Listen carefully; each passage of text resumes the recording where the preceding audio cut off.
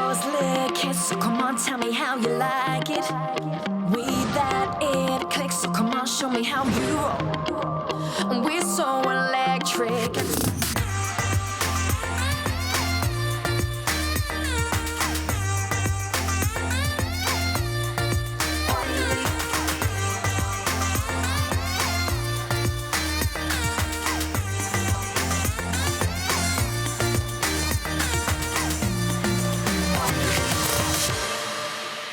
자, 안녕하십니까. 노보스 인더스트리 노사장입니다. 아우디 A4 2.0 TFSI 가솔린 모델이고요. 190마력의 토크는 32 정도 나오는 차량입니다. 이번에는 사륜은 없더라고요. 그리고 이 위에 급인 250마력대도 안 팔고 지금 요거 단일 모델을 팔고요. 우리나라에서 아우디가 계속해서 국토부한테 많이 두드러 맞고 있죠. 판매 정지를 자꾸 먹어가지고 팔 차도 별로 없는데, 그래서 이 차도 사실 원래 유럽 쪽에서 신차가 나왔을 때 대비해서 굉장히 늦게 우리나라에서 판매가 시작됐죠. 곧 페이스리프트가 단행된다고 합니다. 올해 아마 단행되는 걸로 알고 있는데, 어쨌든 뭐 차주분은 여러 가지를 고려해서 뭐 G70, 그 다음에 3 시리즈 여러 가지를 놓고 비교했는데, 일단은 뭐 차주분께서 음악 저작권 협회에 관련된 일을 해가지고 앞으로 노보스의 노사장이 좋아하는 백그라운드 뮤직, 저는 항상 똑같은 좀 유명한 음악이 제 영상 앞에 이 음악을 들으면 노사장의 영상이다를 알 수 있는 영상이 고정으로 가고 싶은데 음원료가 되게 비싸죠. 근데 이제 그런 것들을 이제 잘 이분이 뭐 조율을 해서 쓸 수 있게 한번 알아봐 준다는 건 아니고 이제 알아봐 준다까지. 그리고 이제 이분이 저를 자기네 동네 상계동 쪽에서 만나서 저한테 순댓국을 한 그릇 사주면서 이 차에 대한 어떤 리뷰를 좀 잘해달라고 짜옹을 하려고 하셔가지고 제가 순댓국을 계산을 해버렸습니다. 자꾸만 그 순댓국을 사주면서 자기가 앞으로 이 차를 6년 동안 탈 건데 6년 동안 즐겁게 탈 수 있었으면 좋겠다. 물론 노 사장님이 그런 사람은 아니지만 만약에 노 사장님이 아우디를 싫어하는 그걸로 해버리면 자기는 6년 동안 좀 우울하지 않겠냐. 그래서 제가 순댓국을 제가 계산했습니다. 저는 그냥 그런 차주분의 바람을 마음으로만 담아두고 저는 그냥 있는 그대로 리뷰를 진행하도록 하겠습니다. 근데 이게 이제 신차 금액이 한 5,200인데 아우디가 이제 끝물이고 하다 보니까 1,000만 원 돈 가까이 할인을 했나 봐요. 4,100 정도를 주고 구매했다고 하는데, 자기가 이 차를 구매할 때 3 시리즈는 아무리 싸게 사도 4,000 후반 줘야 살 수 있었고, G70하고 이제 비교를 했는데 G70도 비싸더라고요. 3,700~800부터 시작을 한다고 하네요. 2.0 터보가.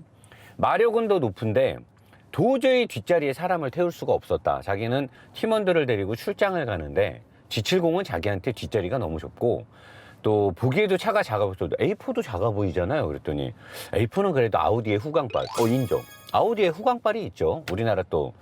그리고 내가 그랬어요. G급이 있고 팀원들을 데리고 다니면 G80을 사지 그랬냐. 4,000 초반이면 몇백 더 보태서 G80도 살 수 있지 않느냐 했더니 자기는 또 큰 차는 필요 없다. 왜냐면 아파트 주차장도 이렇게 협소하고 굳이 자기가 큰 차를 탈 필요는 없고, 자기는 그냥 아우디의 어떤 전륜 우선의 그런 부드러움, 그리고 아우디의 댄디한 스타일, 그다음에 할인 금액, 가솔린, 뭐 디젤 싫고. 내가 들어보니까 그 차를 잘 모르시는 분 치고는 상당히 종합적인 비교를 통해서 차를 구매하셨구나. 좋더라고요. 그분의 차의 구매 이력의 과정을 보면 괜찮아요. 구매 과정이 굉장히 괜찮더라고요. 합리적이고. 이분이 이제 G70을 직접적으로 찾고 거론을 해서, 저는 사실 G70이 곧 페이스리프트가 되는 걸 알고 있기 때문에 과거에 모트라인이 있을 때 제가 또 리뷰를 했었고, 그래서 G70은 페이가 된 다음에 리뷰를 하려고 했는데 이분이 자꾸만 그게 하니까 가격이 비슷하잖아요. G70이 주력 차종이 2.0 터보, 3.3 터보는 가격이 다르고 2.0 터보의 경우 주력으로 나가는 게 4천만 원짜리가 주력으로 나간대요. 그럼 얘랑 지금 가격에서 비교가 되니까 같이 지금 진행을 하고 있죠, 리뷰를. 성향은 다르나 어쨌든 구매자의 고민에서 같은 리스트에 들어있는 차기 때문에 저는 비교를 하는 겁니다. 먼저 일단 아우디의 역사는 뭐 여러분들이 노사장의 라이브나 모도새끼 같은 프로를 보고 잘 아시리라 믿고, 아우디는 현재 폭스바겐 그룹 안에 들어가 있죠. 들어간 지 좀 오래됐고요. 아우디는 4개의 부품 회사가 합병을 하면서 원 4개를 가지고, 어떤 사람이 또 올림픽이냐 어쩌냐는데 그런 아재개가 안 통합니다. 4개 회사 오토 유니온 해가지고 이제 아우디라는 회사가 창립이 된 거고, 아우디는 예전부터 꽈뚜로랑 전륜 기반의 차 생산을 되게 좋아했습니다. 옛날부터 전륜 구동에 특화된 기술을 갖고 있었어요. 그래서 모든 차들이 전륜을 기반으로 움직이는, 사람들이 에이 노사장 아우디 엔진 세로로 있는데 이렇게 뒤로 빠지는데, 지금부터 제 얘기 똑띠기 들으시면 됩니다. 아우디는 전륜을 잘 만드는 회사예요. 꽈뚜로로 유명한 거는 꽈뚜로로 차고 자기네들이 마케팅을 해서 그런 거고, 아우디는 원래 전륜차를 잘 만드는 회사입니다. 전륜 구동의 차를. 그리고 폭스바겐 그룹 안에, AG 그룹 안에 있기 때문에 모든 플랫폼과 부속들을 가급적이면 폭스바겐의 다른 차들하고 공유를 합니다. 공유 플랫폼을 쓰기 때문에 아우디의 독창적인 걸 쓰기에는 쉽지가 않죠. 독창적인 플랫폼을 쓰지 않으면 장단점이 존재를 해요. 일단은 방대하게 조금 안정화되면서 검증이 좀 될 만한 플랫폼과 부품들을 쓰는 것도 있지만, 싼마이가 여기저기서 드러나게 되고, 그 다음에 독창적이지 못했기 때문에 개성과 어떤 뭐 특장점이 확 드러나는 이런 게 있을 수가 없어요. 그래서 아우디가 노사장님 맨날 나가 있어라고 하는 데에는 아우디는 나가 있어, 그런 이유들이 아마 섞여서 그런 거고, 이제 지금부터 제가 리뷰를 하면 대충 여러분들이 이제 알게 될 거예요. 노사장이 왜 자꾸 아우디를 나가 있어. 아우디 오너분들은 되게 기분 나빠하시고 막 아우디가 얼마나 좋은 차인데 막 그러는데, 제가 지금부터 이제 알려드릴게요.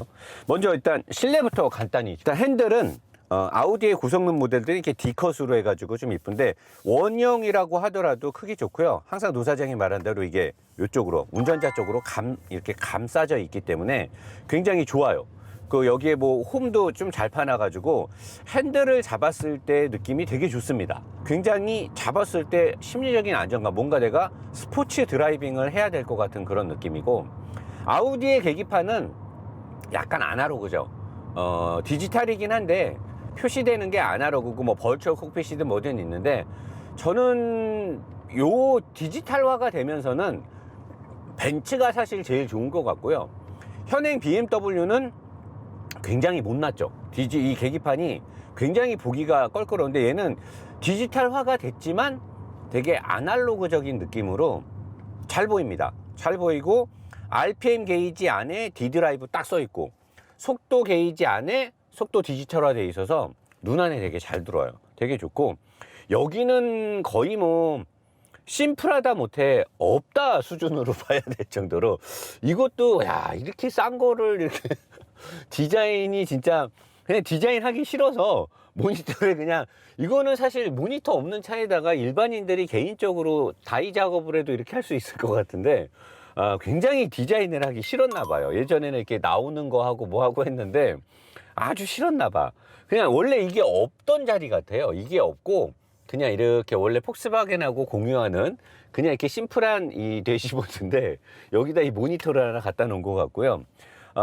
폭스바겐 아테온이나 뭐 그 윗급이나 여러 차들에서 이렇게 일자로 연결되어 있는 이 공조장치의 플랩은 멋있어요. 되게 고급지고, 우드가 진짜 나무는 아니겠지만 만져보면 꼭 진짜 나무 같은 느낌이 드는데, 굉장히 좀 고급스럽고 단아하면서 렉서스의 상위 모델에 들어가는 그런 느낌도 나고요. 이 대시보드의 소재도 자세히 보면 싼마인데, 과거에 BMW나 벤츠들이 이 클래스급 이상에서 1억에 준하는 차들이 쓰는 그런 소재 같은 걸로 돼 있어요. 그래갖고 좀 약간 좀 고급스러워 보여요. 그리고 HUD도 굉장히 심플하게 나옵니다. 굉장히 심플하게 잘 보이게 나오고요. 그리고 요 기어의 쉬프트 레버는 항공기에 뭐 어떤 랜딩하고 뭐 테이크오프 같은 거 할 때 쓰는 뭐 이런 것처럼 생겼는데, 요것도 상당히 마음에 드는데, 사실 작동할 때는 조금 불편하더라고. 멋은 있는데 좀 불편하고, MMI 시스템은 이제 아우디가 요거를 제일 처음 만든 애들이 BM이고, 아이드라이브를 먼저 만들었고 그 다음에 아우디가 따라했는데 아우디 거는 사실 좀 불편해요 쓰는 게. 그리고 여기가 이게 뭐 차급이 있으니까 우리나라 4천만 원대의 차들은 그랜저 같은 건 엄청 잘 돼 있죠. 근데 요거 MMI 시스템 별로 좋지 않네요. 별로 좀 불편하고요.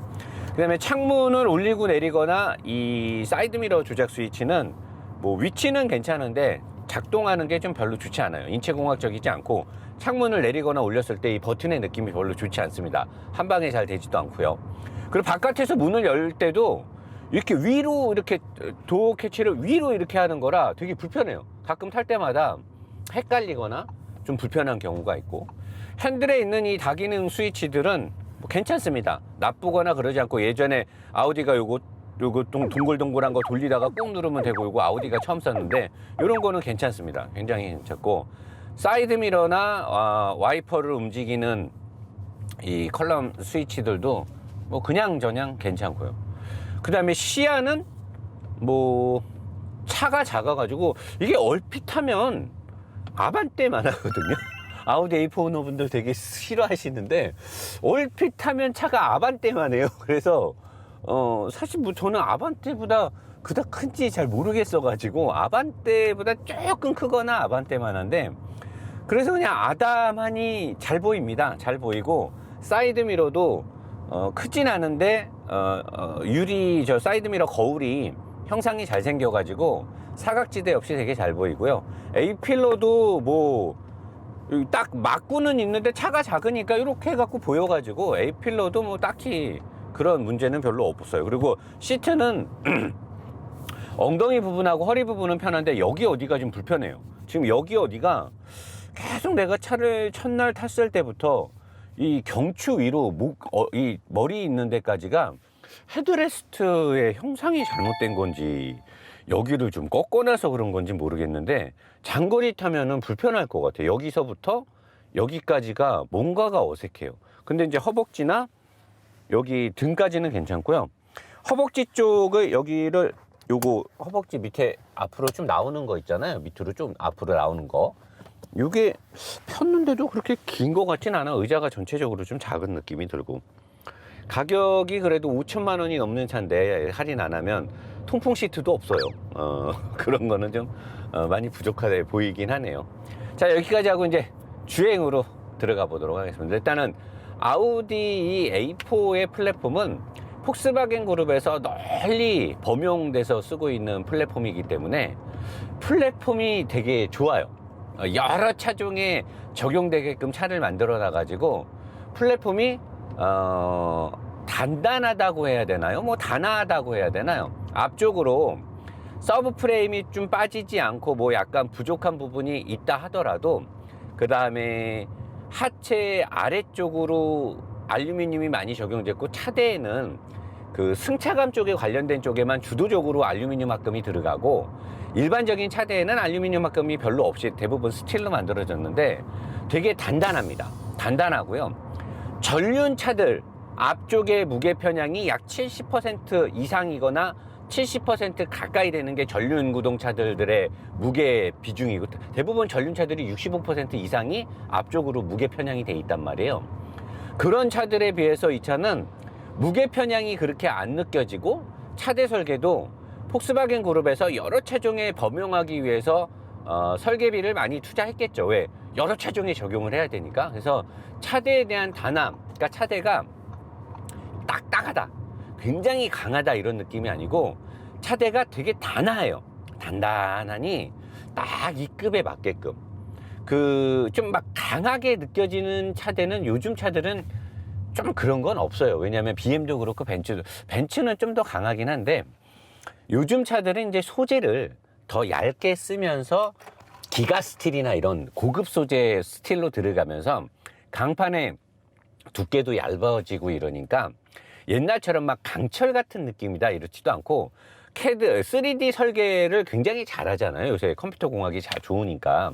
그래서 옛날처럼 막 야 돌덩이 같다. 요새는 이런 느낌이 잘 안 들죠. 차체가 두루두루 모든 이 에너지를 분산시키고 충격 에너지나 어떤 진동에 대한 파동 같은 것들을 잘 분산시키게 만들어 놨기 때문에 단아한 느낌. 얘는 특히나 3 시리즈나 C 클래스에 비해서도 굉장히 단아한 느낌이 들어요. 그리고 왜 아우디를 탔을 때 편하거나 부드럽거나 좋다는 느낌을 받고 왜 아우디를 탔을 때 노사장이 저렇게 단아하다는 걸 강조하고 차대를 왜 자꾸 얘기하느냐? 지금부터 이제 제가 얘기하는 걸 잘 들어보면 되죠.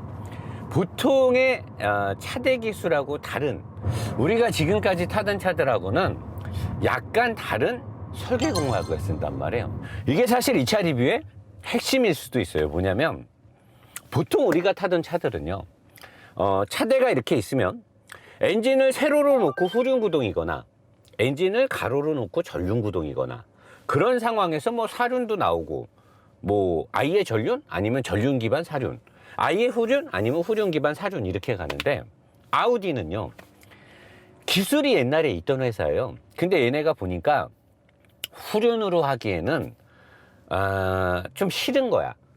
이 그립에 대한 어떤 불리함도 있고 스포츠성은 좋은데 구동 저항에 따른 그 파워트레인이 복잡해지잖아요. 후륜을 하게 되면 구동 손실이 생기고 이러니까 전륜을 하고 싶은데 전륜으로 하자니 엔진을 가로로 놓고 이렇게 하면 밸런스가 너무 안 맞는 거야. 엔진이 가로로 놓고 미션도 가로로 놓고 아무것도 없잖아, 이쪽으로는. 그러니까 밸런스가 안 나와. 근데 뭔가 눈길이나 랠리 같은 거를 할 때 앞쪽에서 끌어주면서 뒤쪽에 어시스트를 주면 거기에 따른 장점도 있을 거고, 전륜으로 했을 때의 생산비 절감도 좋고, 그러니까 전륜으로 하고 싶은데 가로로 엔진을 놓기 싫은 거야. 그래서 아우디는 우리가 일반적으로 타는 차량은 다르게 엔진은 세로로 있어요.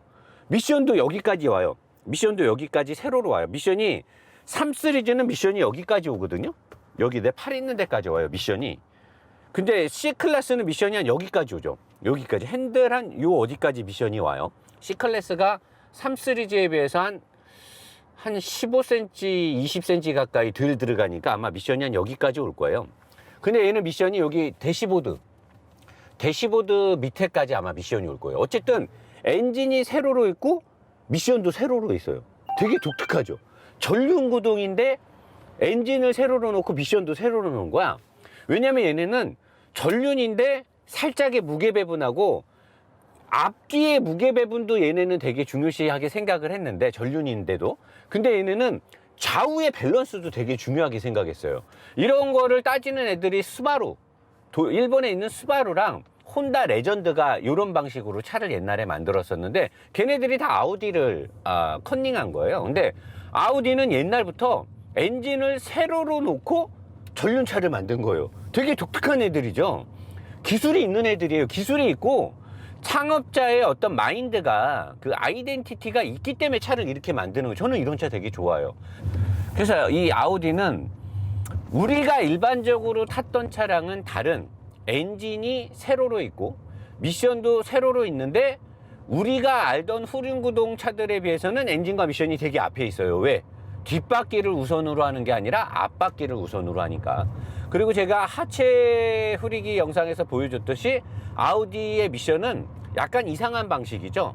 보통 요즘에 나오는 8단 뭐 이런 미션들은 유성 기어를 통해서 실제 기어가 한 3개 또는 3개 반, 4개 정도를 두고 안에 썬기어, 링기어, 플래닛 기어 등을 두고 기어가 돌면서 안에 기어도 돌고 안에 기어와 바깥의 기어가 돌면서 생기는 회전비와 두 번째 있는 또 유성 기어하고의 어떤 회전차를 곱하기 나누기 뭐 덧셈 뺄셈 n분의 1 딱 때린 다음에 루트 몇은 몇 해가지고 최종적인 1단, 2단, 3단, 4단, 5단, 6단, 7단, 8단의 기어비가 나오거든요.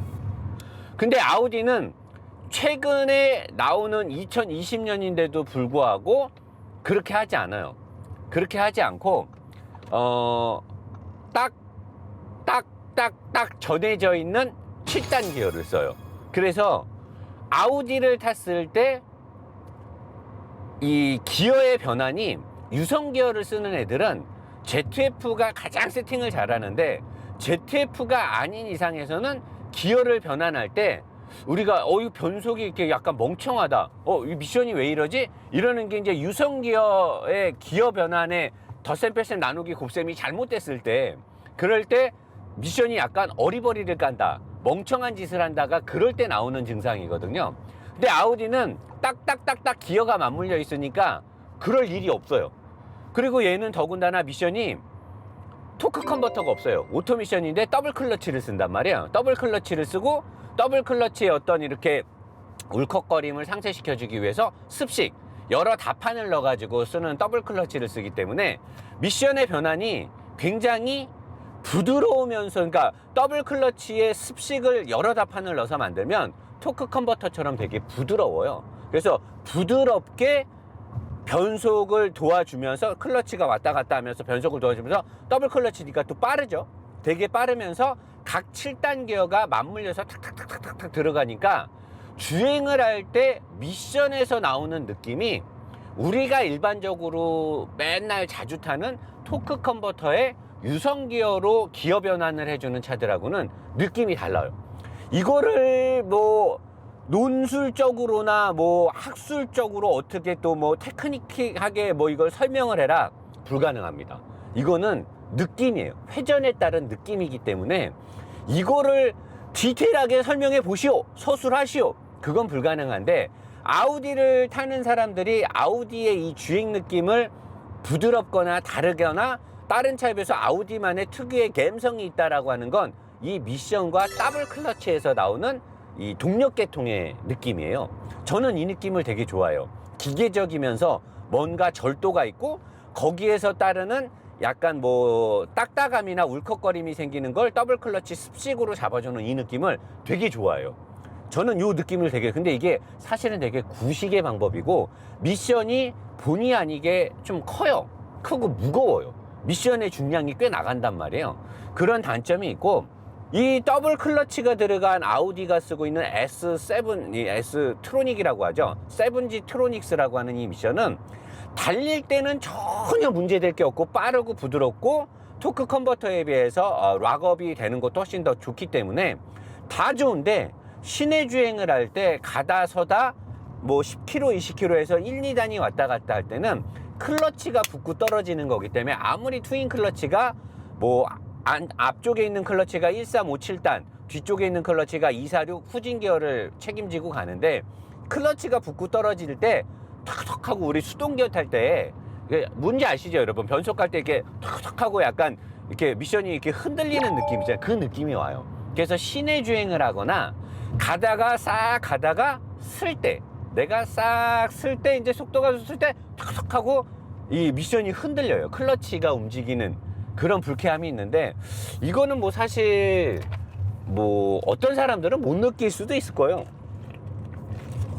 근데 제가 봤을 때는 대부분 느낄 것 같은데, 그거 빼고는 습식 트윈 클러치가 2급의 차, 아예 대형급에서는 안 좋을 수도 있는데 2급의 차에서는 좀 괜찮은 저는 클러치라고 생각합니다. 근데 요새는 좀 이게 저기한 게, 슈퍼카들이 이 그 F1 미션 클러치를 적용하고 그리고 나서 이 트윈 클러치 SMG2든 뭐 돼서 트윈 클러치가 왔잖아요.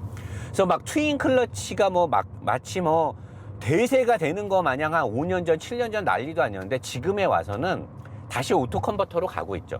오토 컨버터 안에 들어가 있는 락업 클러치가 워낙 빨리 움직이고 민첩하기 때문에 안쪽에 있는 락업 클러치가 동력 전달의 마무리를 책임져주고, 테두리에 있는 오토 컨버터가 유체 오일을 밀어가지고 프로펠러 팬을 돌려가지고 동력을 처치해 슬립과 함께 부드럽게 전달해주는 원 쿠션을 먹어주기 때문에 요게 이제 기술이 아주 좋아져가지고 동력의 로스도 없고 효율도 좋고 연비도 좋아서 다시 요새는 오토 컨버터가 다시 또 대세를 잡고 있죠. 아무튼 지금은 더블 클러치가 약간 기세가 좀 꺾였죠. 원래는 한 5년 전, 7년 전만 해도 더블 클러치로 다 바뀔 줄 알았는데 그렇지는 않다는 거죠. 그래서 현재 이 차에 들어가 있는 이 7G 트로닉스 미션이 더블 클러치하고 7개의 기어가 각각 맞물려 있는데, 7개의 기어는 어떤 식으로 맞물려 있는지 한번 자료사진 보실까요? 보셨죠? 이렇게 7개가 물려 있고, 근데 요거는 이제 약간 구시대적인 산유물이 아니냐라고 저는 생각이 들고, 방금 자료사진에서 봤듯이 미션을 통해서 최종적으로 만들어진 아웃풋으로 나가야 되는 회전비는 뒤쪽으로 나가지 않고, 미션이 세로로 있는데 최종적으로 만들어진 출력으로 쏟아져 나갈 회전비가 앞쪽으로 가게 세팅이 돼 있죠. 얘는 아주 독특한 구조죠. 엔진에서 미션을 통해서 뒤로 원래 출력이 나가야 되는데 미션을 통해서 대각선 옆으로 병행으로 한 다음에 앞쪽으로 가게 돼 있어요. 다시 구동이 앞쪽으로 가서 좌우로 빠지죠. 그리고 좌우에 빠지는 것도 가운데 미션 옆에다가 딱 그 디퍼런셜 케이스를 붙이고 하우징을 정확하게 계산을 해가지고 왼쪽 드라이브 샤프트하고 오른쪽 드라이브 샤프트가 정확하게 똑같은 힘과 토크를 받게끔 설계를 해놨어요.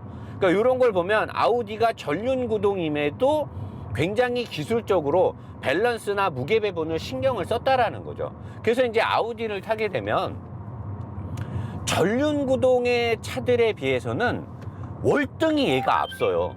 이 배분이라든가 밸런스라든가 어떤 구성 자체가 굉장히 좋고 리어 서스펜션의 구조도 전륜차들은 항상 트레일링 암을 기반으로 해가지고 서스펜션을 멀티 구조로 딱 잡는데 얘는 후륜구동 차들처럼 서스펜션이 생겨요. 그러니까 완벽한 후륜구동들보다는 좀 부족해요. 그래서 아우디는 내가 맨날 나가 있어!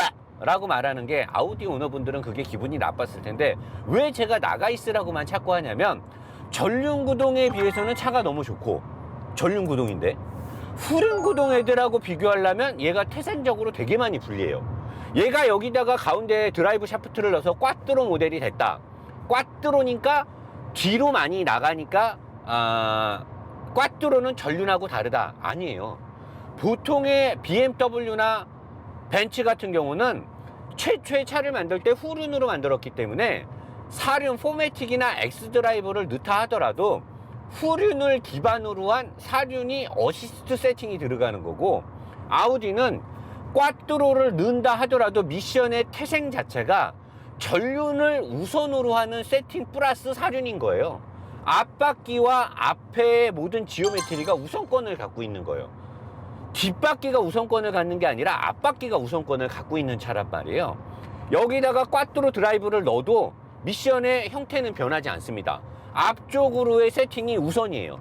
모든 기어비가 엔진을 통해서 미션을 통해서 만들어진 기어비는 앞바퀴를 우선하게끔 세팅이 돼 있어요.